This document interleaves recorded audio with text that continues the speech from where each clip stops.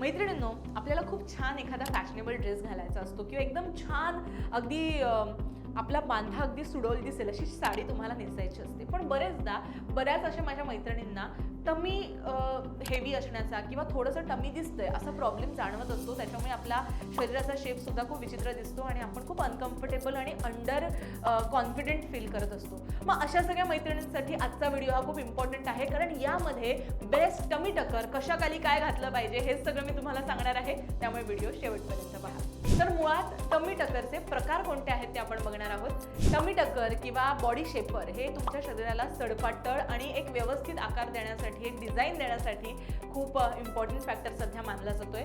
मुख्यतः कोणत्याही भागाला टकिंग करतात किंवा कव्हर करण्याचं काम करत असतात. कुठल्याही अंडरगार्मेंट शॉपमध्ये तुम्हाला ते इझिली मिळणार आहे. पहिला जो टमी टकर आहे तो म्हणजे हाय वेस्टेड ब्रीफ किंवा पॅन्टी स्टाईल शेपर.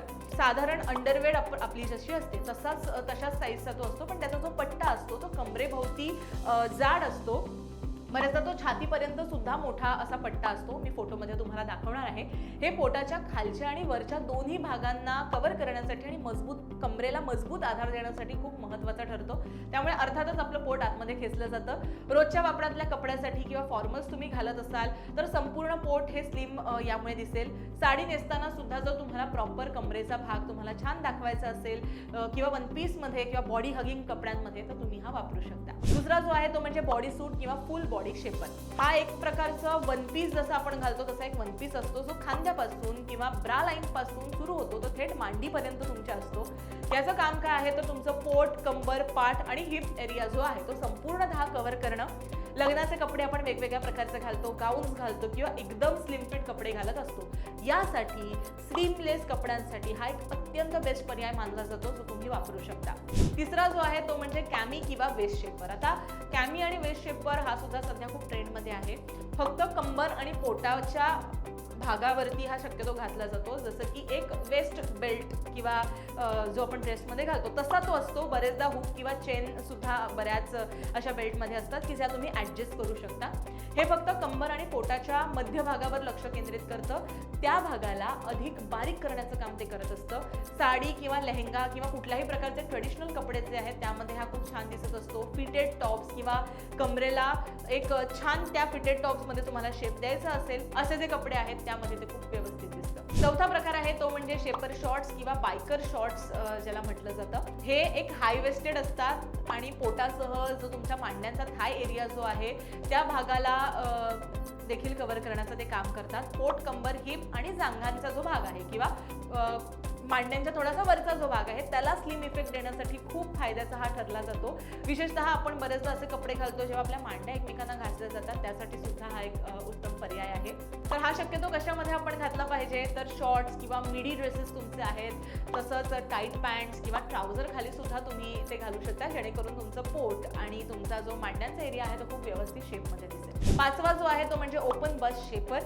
हा एक बॉडी सूट सारखाच असतो, पण छातीच्या किंवा तुमच्या जी ब्रेस्ट आहे त्याच्या खालपासून तो सुरू होतो. सो तुम्हाला आवडती ब्रा सुद्धा तुम्ही त्यामध्ये निवडू शकता आणि ती तुम्ही वेअर करू शकता.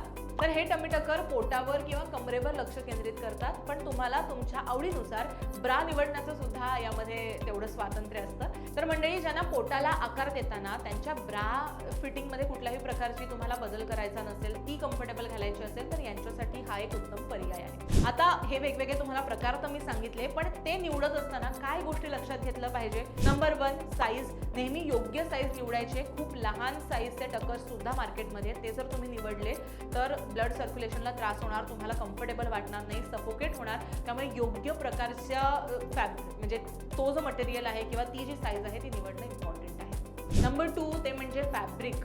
नायलॉन किंवा अगदी स्पॅन्डेक्स या प्रकारचं जे मिश्रण असलेलं जे काही टकर आहेत ते सध्या मोठ्या प्रमाणात ट्रेंडमध्ये आहेत, जे स्ट्रेचेबल असतात आणि फिटिंगला सुद्धा व्यवस्थित बसतात. खूप आपल्या शरीराला टाईट पण ते करत नाहीत, ते तुम्ही वापरू शकता.